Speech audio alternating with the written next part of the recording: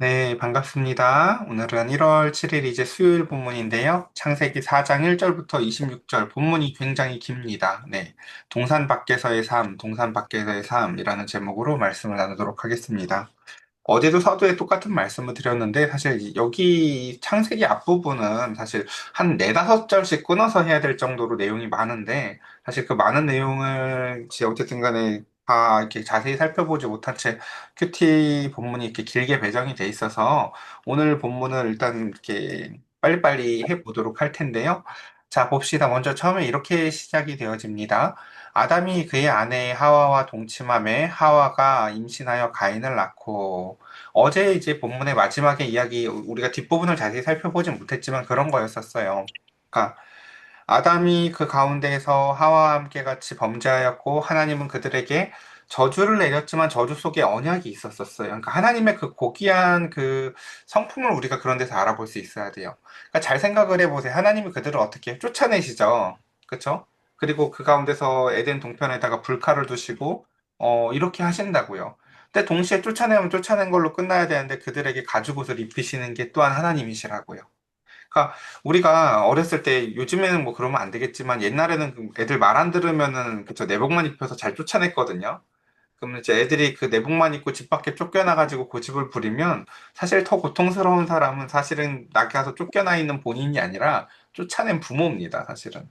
예. 그것처럼 그 가운데 오늘 본문에서도 보면 이제 그들이 그 밖에서 쫓겨나서 과연 어떻게 살아갈까라는 것이죠. 그러니까 우리가 그런 생각들을 해요. 아이들이 이제 집에서 부모의 어떠한 그 억압 가운데서 살면서 자신이 자유를 망각했다고 생각하는 아이들은 그런 얘기를 하죠. 나 빨리 내가 돈 벌어서 내 맘대로 살 거야. 라고 얘기를 해요. 그 아이들한테 성경은 이렇게 얘기를 해주고 싶어요. 얘기를 하고 있어요. 에덴을 떠난 밖에는 또 다른 에덴은 없다라는 것입니다. 에덴은 인간이 자신의 힘으로 만들 수 있는 공간이 아닙니다. 돈이 없어서 무슨 뭐 이렇게 에덴이 애초에 무슨 돈이 없어서 있었던 문제가 아니었잖아요, 그렇죠? 에덴에서 인간이 애초에 왜 쫓겨났는지를 생각을 해봐야 돼요. 저 밖에 나가서 우리가 돈으로 처발라서 바벨탑을 쌓는다고 하는데 그곳에다가 수많은 정원을 만든다고 하는데 그곳이 에덴이 되지 않는다고요. 에덴에서 쫓겨난 근원적인 이유는요, 바로 내가 하나님과의 문제가 생겼기 때문이에요. 그리고 당장 내가 하나님과의 문제가 생겼다라는 그 가장 기초적인 그 문제가 나하고 땅하고의 관계, 나하고 배우자의 문제, 그리고 이제 오늘 나하고 내 자녀의 문제, 내 자녀하고 자녀의 문제로 파급되어지는 것을 봅니다. 인간은 자신의 모든 근원의 문제가 바로 나와 하나님과의 관계에 있다라는 것을 먼저 파악하지 않으면 일평생 땅을 갈면서 노동을 최고의 선으로 어제 심지어 그런 얘기를 드렸죠. 하나님은 직업을 약간 저주와 은혜를 섞어서 주신 거라고요. 죄를 덜 짓도록 주신 거기도 하지만 동시에 그 가운데 내가 이렇게 징그럽게 하나님 말을 안 듣는구나라고 하면서 그 직업을 주신 거라고요. 근데 우리는 무슨 생각을 해요? 공부 열심히 시켜가지고 돈 많이 버는 직업을 가지고 그 돈 많이 버는 직업은 그 저주를 피하는 직업으로 착각을 한다는 거죠. 많은 사람들이. 너 공부 열심히 안 하면 저주받아. 이렇게요. 그럼 그 말을 뒤집으면 무슨 뜻이에요? 공부를 열심히 하면 저주를 피할 수 있는 것처럼 생각을 하는 거예요. 공부 열심히 해가지고 돈 많이 버는 직업은 과연 그 저주를 피하고 사냐는 거죠. 그렇지 않아요. 제가 정말 많은 사람들을 보는데요. 돈을 많이 버는 직업을 가졌다고 해서 그 저주로부터 피하지 못해요, 사실요. 오늘 본문은 그래서 이제 드디어 그 에덴으로부터 쫓겨난 그들의 삶을 보면 첫 번째 이렇게 되죠. 아담이 그의 아내 이제 잘 상상을 해보세요. 하나님과의 관계가 틀어졌고 그들은 에덴에서 쫓겨났고 그럼에도 불구하고 이제 하나님 입장에서 보면 두 애기들이죠. 두 애기들이 아담과 하와가 이제 쫓겨나서 사는데 그들에게 가죽옷을 입혀주시고 그들에게 그 가운데서 그 은혜 가운데서 나아가서 그들이 사는데 이제는 에덴과는 전혀 다른 세상을 살게 돼요. 그리고 그들은 이제 동침함에 하와가 임신하여 가인을 낳았는데 첫 번째 자녀를 드디어 낳았는데 그 자녀 이름이 뭐라고요? 내가 여호와로 말미암아 득남하였다라고 얘기를 한다라는 거였었어요. 이거 우리 예전에 다 했지만 그래도 잊어버린 분들이 있을 것 같아서 한번 반복을 해볼게요. 뭐라고 얘기를 했다고요? 내가 가인을 낳고 나서요. 내가 여호와로 말미암아 득남하였다. 그러니까 이게 인간이 괴성에 빠졌다라는 제 근원적인 모습을 우리가 볼 수 있는 것이에요. 여러분, 내가 하나님으로 말미암아 가인을 낳는 게 아니라니까요. 하나님이 나를 통하여 그 자녀를 주시는 거예요. 이 주어가 굉장히 중요해요. 그러니까 근데 이런 걸요, 이게 그냥 안 배워져요, 사실은요. 인생이 내 두 주먹에 달린 것 같고, 내가 뭘 하고, 내가 뭘 이루고, 내가 뭘 했다. 그래서 우리는 평생 억울해요. 이따 뒤에 보면 하나님이 가인의 재물을 안 받거든요. 가인이 왜 열받는지 아세요? 아벨하고 비교만 해서가 아니에요. 내가 내 최선을 했거든요. 내 입장에서는요. 그러니까 이 주어가 바뀌는 문제는요. 정말 인생의 시각이 바뀌는 문제예요. 입술의 문제가 아니라고요. 사실요. 눈의 문제예요. 사실요. 내 앞에 있는 자녀가요. 아, 내가 남편이랑 잠자리를 해서 내가 하나님으로부터 아들을 얻었어. 라고 이렇게 보이는 게 아니라 하나님이 내가 형용할 수 없는 나에게 주신 큰 은혜로서 자녀를 내게 허락하셨구나. 라고 그 시각이 어떻게 변하게 될까요? 오늘 한번 봅시다. 그가 또 가인의 아우 아벨을 낳았는데 아벨은 양치는 자였고 가인은 농사하는 자였더라. 세월이 지난 후에. 그쵸. 그 다음에 가인이 땅의 소산으로 제물을 삼아 여호와께 드렸고 아벨은 자기의 양의 첫 새끼와 그 기름으로 드렸더니 여호와께서 아벨과 그의 제물은 받으셨으나 가인과 그의 제물은 받지 아니하신지라. 이 이야기도 이제 우리 무지 많이 했지만 먼저 몇 가지 아닌 것들을 얘기해 보면 첫 번째 왜 가인의 제물을 받지 아니하고 아벨의 제물을 받으셨는가? 첫 번째 이게 뭐 피해 문제가 아니라는 건 우리가 수도 없이 얘기를 했어요. 왜요? 저 보면 여러분 그 레위기에 봐보면 소제라는 게 있죠. 예, 곡식으로 제사를 못 드리는 게 아니에요. 절대 그러니까 그 되게 어리석은 생각이라고요. 음, 그리고 뭐 이렇게 그러니까 왜 가인 여기서 중요한 것은 그것이죠. 하나님이 왜 아벨의 제사만 받고 가인의 제사는 드렸냐라는 것에 대해서 어, 여기에는 왜라는 것을 집중하지 않아요. 왜 집중하지 않고 중요한 것은 무엇이냐면은 그 메커니즘을 설명하는데 이렇다라는 거죠. 천천히 볼게요. 하나님이 뭘 받으셨다고 돼 있어요? 4절 한번 다시 볼까요? 아벨은 자기도 양의 첫 새끼와 그 기름을 드렸더니 라고 하면서 가인은 자기의 소산의 제물을 삼아 드렸고 여호와께서 뭘 받으셨다고 돼 있어요? 아벨과 그의 아벨과 그의 제물. 제물은 받으셨으나 가인과 그의 제물은 받지 않는다고요. 그러니까 우리가 하나님 앞에 재물을 갖고 가지만 하나님이 받으시는 건 사실 뭐예요? 보면요. 먼저 받는 게 사람이에요. 우리가 이 얘기를 무지 많이 했잖아요. 여러분들이 주일날 예배 오기 전에 사실 예배의 한 7할은 이미 결정돼서 온다니까요. 왜요? 사람이 결정돼서 오잖아요, 거의. 그쵸? 여러분들이 내가 오늘 헌금 10,000원짜리 낼까, 50,000원짜리 낼까는 그날 와서 결정을 해볼 수가 있지만 내가 어떻게 살았는지는 이미 결정돼서 오잖아요. 그쵸? 그러니까 내가 심령이 가난한 채로 하나님 앞에서 고단한 싸움을 하다 온 사람이 있을 거고, 그 가운데서 내가 그냥 밍숭맹숭 아무 생각도 없이 주일날 그냥 오는 사람도 있을 거라고요. 근데 하나님은 재물을 받으실 때, 그날 예배를 받으실 때 뭘 받는다고요? 바로 그 사람을 받으신다고요, 사실은요.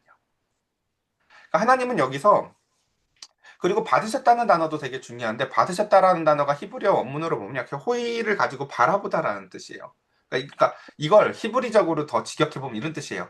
하나님이 아벨의 재물은 바라보셨어요. 하나님 이렇게 들으니까요. 오 아벨아 하고 이렇게 보시는 거예요. 근데 가인이 하나님 하고 하는데 하나님이 어떻게 하는 거예요? 안 보는 거예요. 예. 그러니까 화가 음, 날 만하죠. 그렇죠? 화가 날 만해 보이죠. 근데 왜 안 보냐면요. 안 봐도 뻔해서예요. 네가 뭐 너가 어떻게 살아왔는지, 네가 지금 그 가운데서 자기중심적으로 그 가운데서 어떻게 살아왔는지 우리 저 앞에 생각해 보세요. 바로 앞에 한 장 앞에 보면은 하나님이 이미 이 전쟁을 예고했어요. 뭐라고요? 아담아, 네가 죄를 짓고 그 가운데에서 이제 너로 말미암아 땅이 저주를 받았지. 이제 여자의 후손과 뱀의 후손의 전쟁이 치러지게 될 거야. 라고 한 그 전쟁이 바로 내 후손부터 바로 이제 펼쳐지는 그림이 바로 이 뱀의 전쟁과 여자의 후손의 전쟁의 이제 시작이 되는 것이죠. 서막이 이루어지는 것이죠. 오늘 이 얘기를 우리가 표로 한 번 더 좀 정리를 해보면 이래요, 여러분. 생각을 해보자고요. 그러니까 우리는 그런 얘기들 있죠. 우리 자녀들 키우면서, 저 새끼 저거 소름 돋게 지 아빠랑 똑같아. 사실 성경은 그 얘기를 이렇게 보여주고 있어요. 뭐라고 얘기를 해요? 앞에 왼쪽이 아담이 받은 저주의 얘기고요. 뒤쪽이 가인이 받은 저주의 이야기거든요. 한번 봅시다. 아담이 죄를 짓고 나자 하나님이 이렇게 얘기를 해요. 그리고 그 여인에게, 그 하와에게, 너는 남편을 원하지만 남편은 너를 다스리려고 될 거야. 라고 하면서 그 권력의 줄다리기가 있을 거라고 얘기를 해요. 서로 지 맘대로 하려고. 근데 가인이 죄를 짓잖아요? 하나님이 가인한테 뭐라고 얘기를 해요? 이렇게 얘기해요. 죄가 너를 원하나 너는 죄를 다스려. 라고 얘기를 해요. 마치 의인화됐죠, 죄가. 예. 하와랑 아담이 서로 지 맘대로 가정을 꾸려가려고 하는 그 저주를 받은 것처럼 너도 가인아, 네가 지금 그 가운데서 그 줄다리기를 해야 될 대상은 바로 누구냐면 죄야 라는 거예요. 죄가 너랑 같이 끊임없이 줄다리기를 할 거라는 거예요. 권력의 대상은. 난 죄가 막 나를 원해요. 이렇게 살자. 좀 게으르자. 좀 더 눕자. 근데 너는 어떻게 하라고요? 아니야. 나 무릎 꿇고 하나님 앞에 기도할 거야. 지금 2026년을 하나님이 새로 주셨는데 1월부터 인생을 개판으로 살 수 없어. 나 인생 바르게 살 거야. 하나님 앞에 오늘 하루 최선을 다해서 살 거야. 그 줄다리기에서 승리하셔야 된다고요. 그 다음, 그가 죄를 지었자마자 하나님은 아담에게 뭐라고 말하셨어요? 아담아, 네가 어디 있느냐? 그를 부르시죠. 네가 어떤 인생의 길을 살고 있냐고 물으세요. 하나님이 물으시는 건 어디 있는지를 몰라서가 아니라 네가 어디 있는지를 스스로 모르기 때문이죠. 네가 지금 너 어디 있는 줄 아니 너? 거기가 어딘 줄 아니? 하나님이 가인에게도 똑같이 물어보시죠. 뭐라고요? 가인아, 네 아우 아벨이 어디 있느냐? 라고 물어보세요. 그의 양심에 하나님은 끊임없이 호소하세요. 네가 어떤 길을 가고 있느냐고.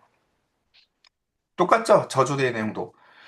땅은 너로 말미암아 저주를 받고 네가 땅에서 저주를 받으리니. 네. 그 뒤에도 똑같아요. 쫓겨나요. 하지만 쫓겨나는 이야기도 똑같아요.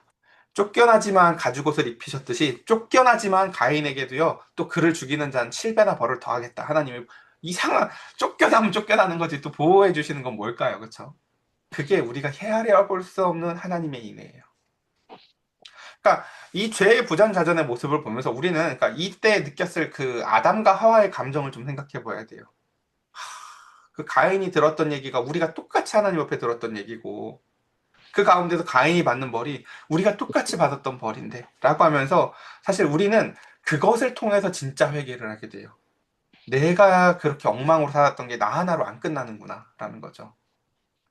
그래서 이 뒤에도 보면요. 그래서 가인의 후손에 이제 그 족보들이 나오는데 정말 족보가 개판이에요. 뒤에 보면요. 죄가 확장되어서 그 뒤에 보면 가인의 진짜 슈퍼 업그레이드 버전 라멕이라고 나와요.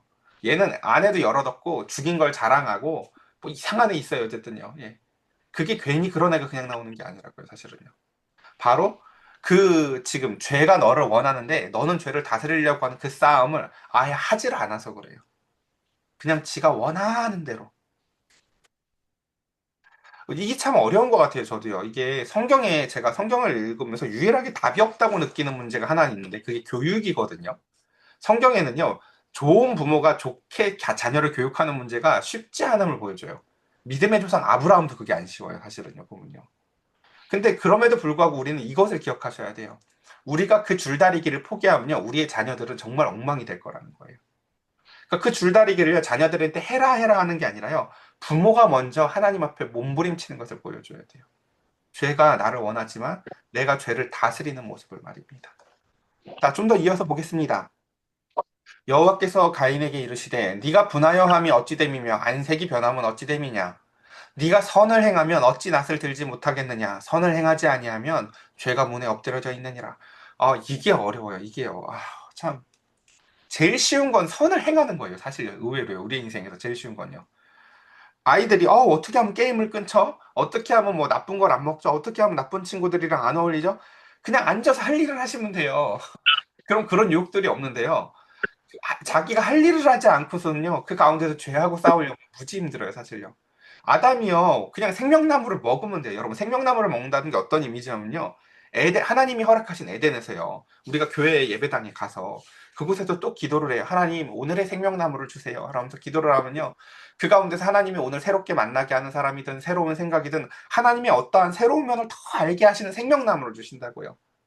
하나님은 시작이자 끝이시고 우리의 목자시고 우리의 왕이시고 우리를 죽기까지 사랑하시는 분이고 그 가운데서 이해할 수 없는 가운데서도 우리를 가죽옷을 입히시며 우리와 함께 하신 하나님이시구나라고 날마다 날마다 생명나무를 먹으면서 하나님의 새로운 면을 알게 된다고요.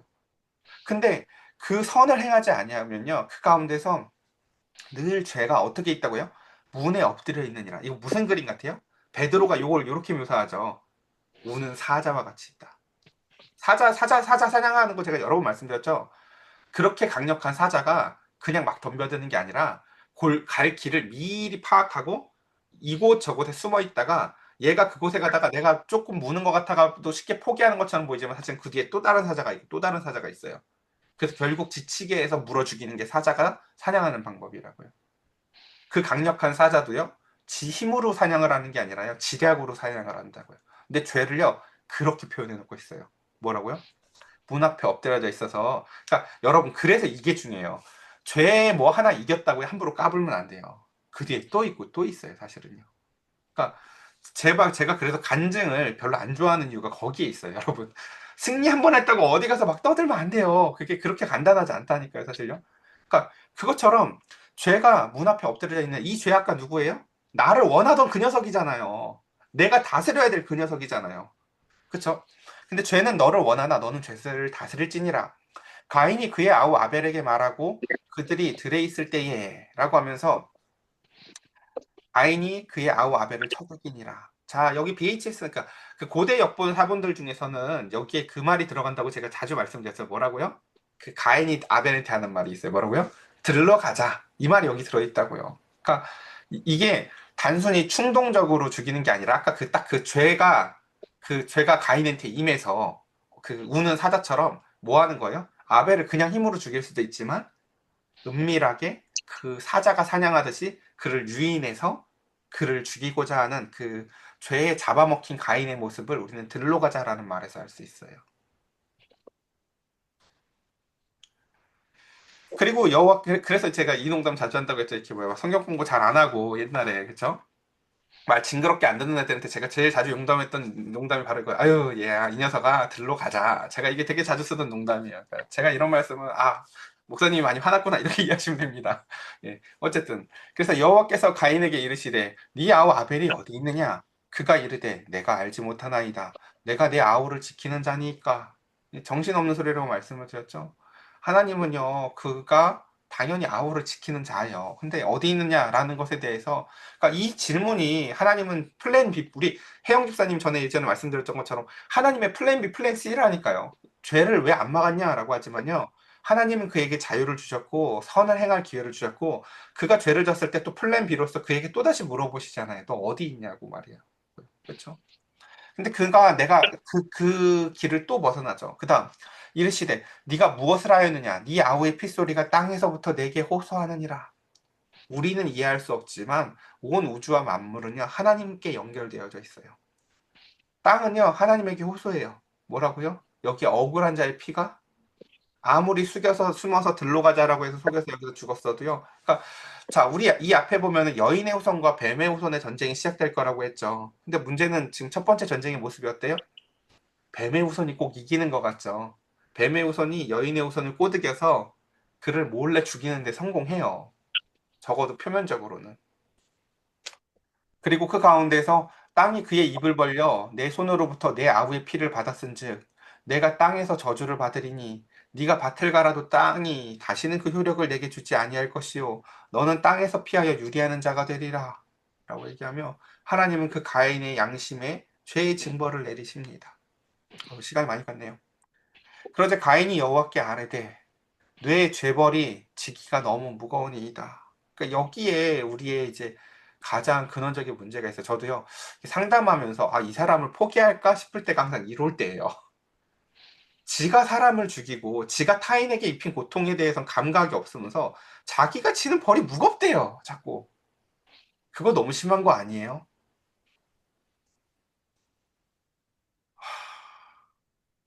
그러니까, 타인이 고통을 감각하지 못하는 사람은요, 사실, 아, 하나님도 뭘 어떻게 하기가 어려워요, 사실, 보면요. 제가 이 얘기 여러 번 했잖아요. 아무리 갓난애기라고 하더라도 나를 싫다고 밀어내는 애는 더러워서 안을 수가 없다니까요. 아무리 이쁜 애기도요. 그게 하나님이 주신 자유의 특징 중에 하나예요. 하나님이 아무리 가인을 감싸주려고 해도요. 그 가운데에서 가인은 극도로 이기적이에요. 그러니까 여기서 원래는 감각이 있어야 되거든요. 하나님이 양심의 빛을 비춰줬을 때 가인한테 아니, 그러니까 아벨아 들로 가자라고 하면서 그 교묘하고 속임과 음흉함과 아주 잔혹함이 들어있었던 자신의 마음의 상태가 보여져야 돼요. 내가 얼마나 악한 존재인가. 알았어, 형 하고 순진하게 나를 따라오던 그 동생의 초롱초롱한 눈빛이 보이면서 내가 얼마나 악한 놈인가를 막 가슴치고 속상해야 돼요, 원래는요. 내가 그런 동생을 죽였구나. 사실 생각해보면이라고요. 근데 이 인간은 지밖에 몰라요. 내 죄벌이 무겁대요. 그럴 수도 있는 거 아니야? 이게 죄의 특징이에요. 죄는요, 극도로 이기적이고 아주 이기적이고 자기에게만 합리성을 띄어요. 예, 끊임없이. 그래서 주께서 오늘 이 지면에서 나를 쫓아내시온즉 내가 주의 낯을 배웁지 못하리니 내가 땅에서 피하며 유리하는 자가 될지라 물은 나를 만나는 자마다 나를 죽이겠나이다. 멍청이 돌대가리예요. 여러분 죽음의 정의 말씀드렸죠. 하나님으로부터 떨어지는 게 죽는 거예요. 근데 이 사람은 지금 무서운 게 뭐예요? 하나님하고 떨어져 사는 게 무서운 게 아니라요. 내가 하나님으로부터 떨어져서 나가서 살 때 누가 내 죄의 이야기를 알고 누가 돌 들고 나 죽이려고 똑같이 들면 어떡하지? 라고 엄한 게 무서워요. 여전히 이 사람은요, 하나님의 두려운 게 아니에요. 자세히 보면요. 그러니까 인간이 하나님에 대하여 두려운 감각을 갖는다는 것, 여호와를 경외하는 게 지식의 근본이라는 그 잠언의 말씀이요. 정말 진리임을 여기서 확인할 수 있어요. 어떻게 이 사람으로 말미암아 하나님을 두려워하게 할 수 있을까요?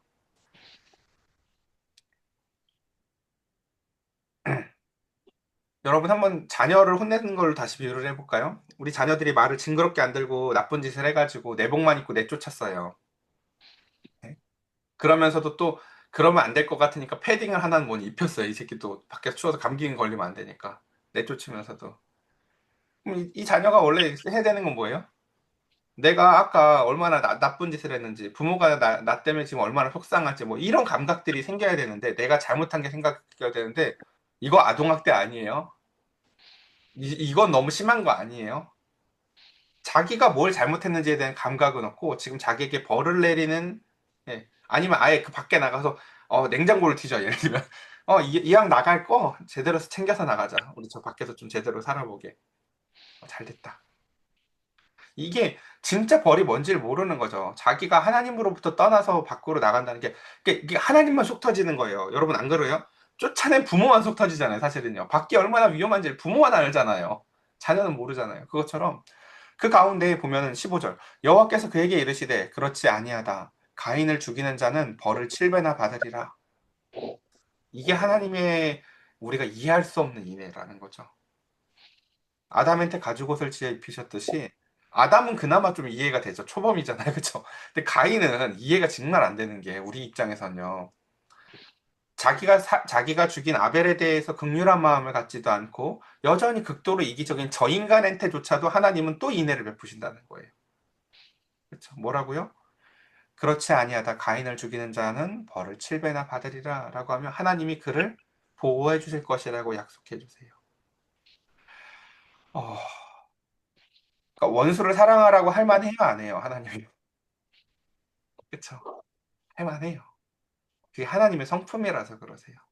원수를 사랑하라는 건요, 우리한테 주는 무거운 짐이 아니라요, 하나님의 본래적 성품이자 지혜이세요. 그래서 좀 더 보면 그렇습니다. 가인에게 표를 주사 그를 만나는 모든 사람에게 죽임을 면하게 하시니라. 가인이 여호와 앞을 떠나서 에덴 동쪽 노 땅에 거주하더니 아내와 동침함에 그가 임신을 하여 에녹을 낳은지라 가인이 성을 쌓고 그의 아들의 이름으로 성을 이름하여 에녹이라 하니라. 이게 우리는 이제 가정인 줄 아는 거예요, 여러분.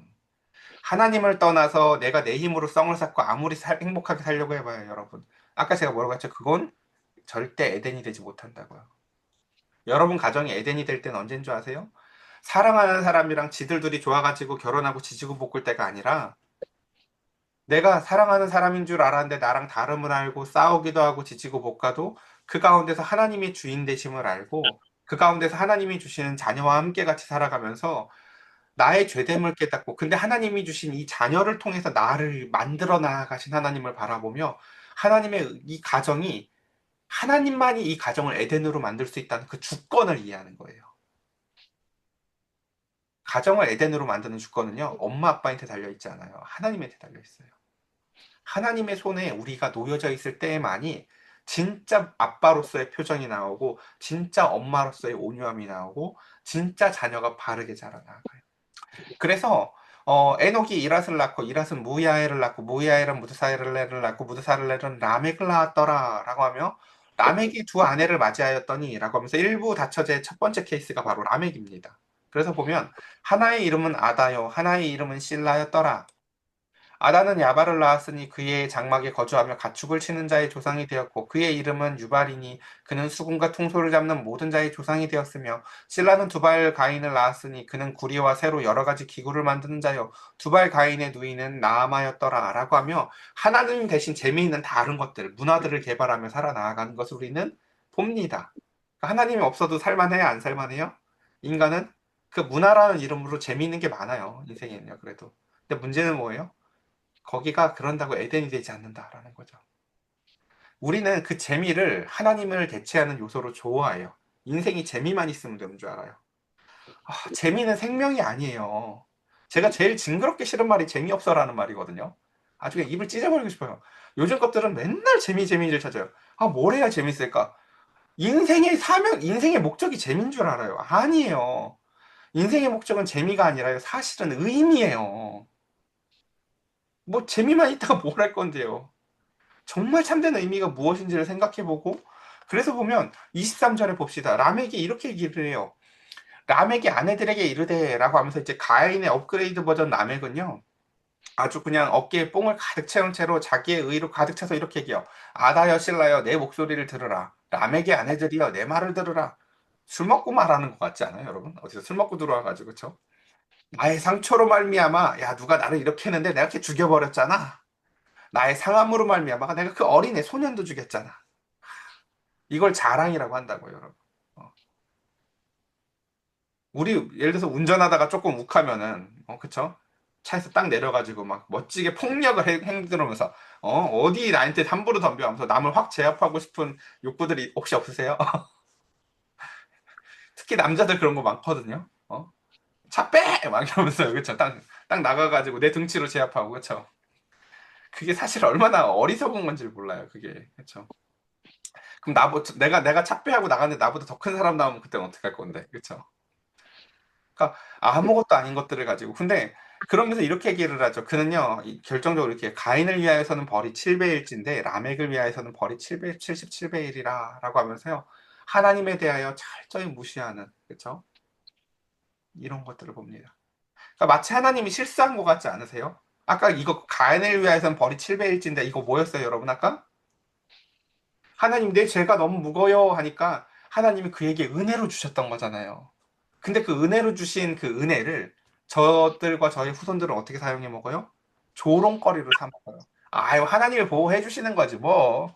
뭐 7배, 야, 쟤 이만큼 지네한테 이만큼 보호해 줬으면 나 이만큼 줬으니까 보호 이따만큼 해주겠지, 뭐. 야, 너 그 로마서 말씀 있잖아요. 그쵸? 뭐, 죄가 더하는데 은혜도 더 많다는데, 뭐. 내가 죄 더 많이 져보지, 뭐. 이렇게 하나님을 조롱하는 모습을 우리는 봅니다. 그러면 아담이 자기 아내와 동침하매 그가 아들을 낳아 그의 이름을 셋이라 하였으니 이는 하나님이 내게 가인을 죽인 대신에 다른 씨를 주셨다. 우리 이제 말씀을 이렇게 정리해 볼게요. 여러분들 다 자녀를 길러보셔서 아시잖아요. 내 인생에 있어서 제일 큰 고통은 나한테 생기는 문제가 아니라 자녀한테 생기는 문제라는 것을요. 가인은 지금 자녀 하나는 죽었고 하나는 쫓겨났어요. 에덴에서 동쪽으로 쫓겨났는데 그 동쪽에서 또 쫓겨나요. 그리고 그는 살인자요. 가망성이 없어 보여요. 자, 이 가인이 비로소 다시 이 아담이 다시금 하나님의 은혜 가운데서 이제 자녀를 낳아요. 그 뒤집어지는 속을 가지고 하나님 앞에 그 은혜를 입어서 드디어 그 자녀를 낳으면서 이름을 지을 때 이제 드디어 뭐가 바뀌어요? 주어가 바뀌어요. 내가 하나님으로 말미암아 가인을 낳았다가 아니라 이제 뭐라고요? 하나님이 내게 가인을 죽이신 대신에 다른 씨를 주셨다. 라고 비로소 하나님이 내게 주시는 것이라는 것을 알게 돼요. 그래서 셋도 아들을 낳고 그의 이름을 에노스라 하였으며 그때 사람들이 비로소 여호와 이름을 불렀더라. 오늘 이렇게 이제 말씀을 정리해 봤는데요. 어, 저와 여러분들의 가정이 정말 이렇게 아빠는 돈 열심히 벌어오고 엄마는 사랑해주는 인간이 생각하는 파라다이스가 아니라 하나님과의 교제가 풍성한 에덴으로 회복되어지길 원합니다. 에덴은 인간의 힘으로 만드는 곳이 아니라고 말씀을 드렸어요. 에덴의 핵심은요, 생명나무 아래서 하나님과 교제하는 기쁨이 있어야 돼요. 생명나무는요, 하나님하고 교제하는 장소예요. 그리고 생명나무의 열매를 먹게 되면 인간은 새로운 방향으로 하나님하고 관계를 맺게 돼요. 어떻게요? 원래 알던 찬양인데 오늘 이 찬양이 너무 은혜로워. 야, 오늘은 이 생명나무가 기똥차요. 원래 알던 찬양인데 그냥 밍숭맹숭하던 찬양이 그렇게 은혜로울 수가 없어요. 하나님은요, 그렇게 우리에게 생명나무의 열매를 통해서요, 하나님과의 관계를 진실되게 만들어 주십니다. 그렇게 하나님과의 새로운 방식으로 오늘 하루의 삶이 또 열려지는 저와 여러분들 되시기를 간절히 축복합니다. 우리 이 시간 함께 같이 기도합시다.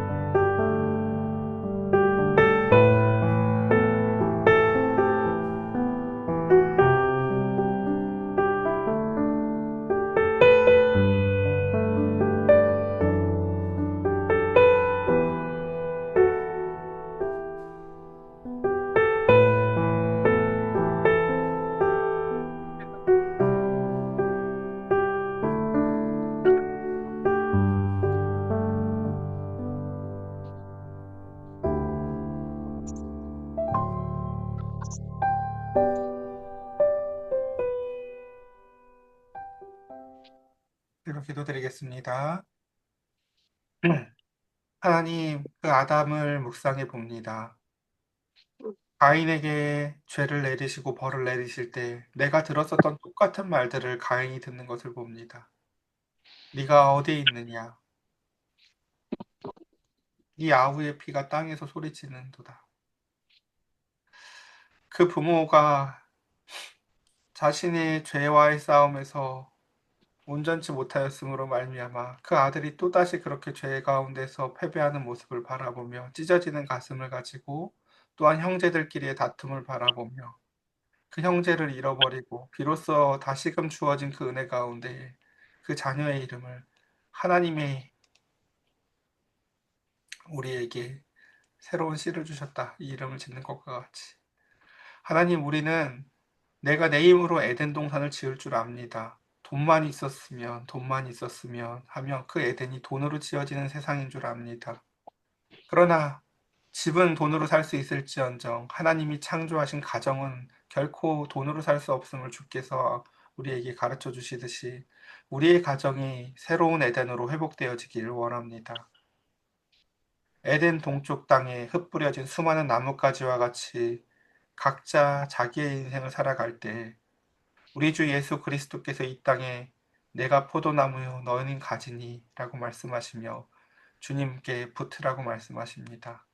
우리 사랑하는 성도들, 이제는 그 가운데서 우리 주 예수 그리스도의 그 은혜 가운데서 단단히 붙잡힌 바다 그리스도의 생명의 은혜가 우리 안에 차고 넘치도록 흘러 들어오도록 하나님 믿음의 손을 붙잡아 주시옵소서. 주님의 생명의 열매가 우리의 입술과 우리의 마음과 우리의 삶에 맺혀져서 하나님 우리를 통하여 하나님 우리의 자녀들이 하나님을 알아가고 바라볼 수 있도록 성령님 역사하여 주시옵소서. 우리 주 예수 그리스도의 이름으로 기도드렸사옵나이다. 아멘. 음.